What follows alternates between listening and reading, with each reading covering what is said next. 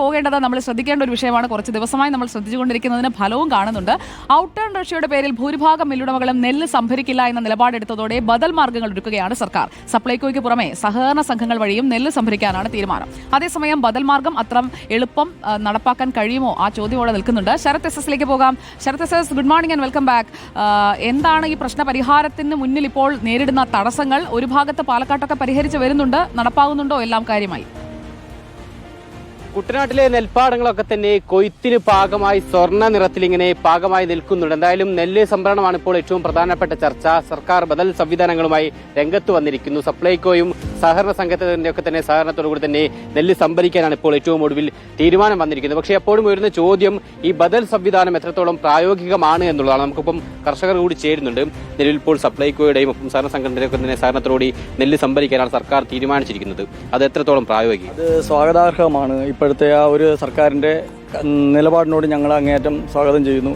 ഇപ്പോൾ അതിനകത്ത് സിവിൽ സപ്ലൈസും പിന്നെ വെയർഹൗസിംഗ് കോർപ്പറേഷനും കൂടിയാണ് എടുക്കുന്നതെന്ന് പറഞ്ഞ് ഇപ്പോൾ ഈ നിലവിൽ 4 മില്ലുകാരേ ഉള്ളൂ. ഈ 4 മില്ലുകാർ വന്നപ്പോൾ നിലവിലുള്ള സ്ഥിതി എന്താണെന്ന് ചോദിച്ചാൽ അവർക്ക് അമിതമായ കിഴിവുകൾ വേണം. എങ്ങനെയൊക്കെയാണല്ലോ ഓരോ വർഷങ്ങളിൽ കഴിഞ്ഞ മുൻകാലങ്ങളിൽ 1 കിൻഡൽ നെല്ല് 4-5 കിലോ ഇവിടുന്ന് കൊണ്ടുപോകുന്ന പതിവായിരുന്നു. ഇത്തവണ അതിന് വ്യത്യസ്തമായിട്ട് അവർ പറഞ്ഞിരിക്കുന്നത് ഞങ്ങൾക്ക് ഔട്ടർ ആൻഡ് റേഷ്യോ കുറവായതുകൊണ്ട് ഞങ്ങൾ 3 കിലോ അഡീഷണൽ വേണം, കൃത്യമായി അത് അഡീഷണൽ വേണം. അതിന് ശേഷം വരുന്ന ഈർപ്പത്തിൻ്റെ കൂടി വേണമെന്ന് പറഞ്ഞാൽ ഞങ്ങൾ അംഗീകരിച്ചു. തൊട്ടടുത്തുള്ള പാടങ്ങൾ അങ്ങനെ തന്നെ കൊടുക്കാൻ തയ്യാറായിരിക്കുകയാണ്. ഇപ്പോൾ ഈ ബദൽ സംവിധാനത്തിന് ഞങ്ങൾ അങ്ങേറ്റം സ്വാഗതം ചെയ്യുന്നു. ഇതിനകത്തുള്ള ഒരു ന്യൂനത ഞങ്ങൾ കണ്ടെത്തിയത് എന്താണെന്ന് ചോദിച്ചു കഴിഞ്ഞാൽ, ഇപ്പം സ്വാഭാവികമായിട്ടും കാലാവസ്ഥാ വ്യതിയാനം, മഴ ഏത് സമയത്തും നമുക്കിവിടെ വന്നു ചേരാം. ആ സന്ദർഭങ്ങളിൽ നമ്മൾ നെല്ല് കൊയ്തിട്ടതിന് ശേഷമാണ് വരുന്നതെങ്കിൽ ഇതിന് അടിനെല്ല് നനഞ്ഞു പോകാനുള്ള ഒരു സാധ്യതയുണ്ട്. പക്ഷെ എന്നാലും ഈ മില്ലുകാരുടെ ഒരു പിടിവാശി കൊണ്ട് മാത്രം ഇപ്പോൾ സംഭവിക്കുന്നത്. സർക്കാരിന്റെ ഭാഗത്ത് തെറ്റു പറയാൻ പറ്റത്തില്ല. കാര്യം സർക്കാരിന്റെ സ്ഥിതി ആ ഒരു സിറ്റുവേഷനാണ്. പക്ഷേ മില്ലുകാർ ഈ സമയത്ത് കർഷകരോട് നിൽക്കണമെന്നാണ് ഞങ്ങളുടെ ആഗ്രഹം. സാമ്പത്തികമായ ബുദ്ധിമുട്ട് ഉണ്ടാകും. അതിനകത്ത് മുൻ കർഷകൻ പറഞ്ഞ പോലെ ഫുഡ് കോർപ്പറേഷൻ എടുത്താൽ അത് വളരെ നഷ്ടത്തിൽ ഫുഡ് കോർപ്പറേഷൻ എത്തിച്ചേരേണ്ടി വരും. കാരണം ഇത് ഉണങ്ങാത്ത നെല്ല, കൊയ്തതിന് ശേഷം നിരത്തിയിട്ട് ഉണങ്ങിയില്ലേ നെല്ലിന് പൂർണ്ണമായി ഉണക്കാകത്തുള്ളൂ. ഉണങ്ങാത്ത നെല്ല് ഒരാഴ്ചയെ കൂടി സൂക്ഷിച്ചാൽ നീറ്റിൽ സംഭവിക്കും. മില്ലുകാർ 3 ദിവസത്തേക്കോ ഇത് അരിയാക്കി മാറ്റും. അതുകൊണ്ട് ഏത് നനവുണ്ടെങ്കിലും ഈ പച്ചയാണെങ്കിലും വിളയാത്ത നെല്ലുണ്ടെങ്കിലും അവർക്ക് നഷ്ടമില്ല.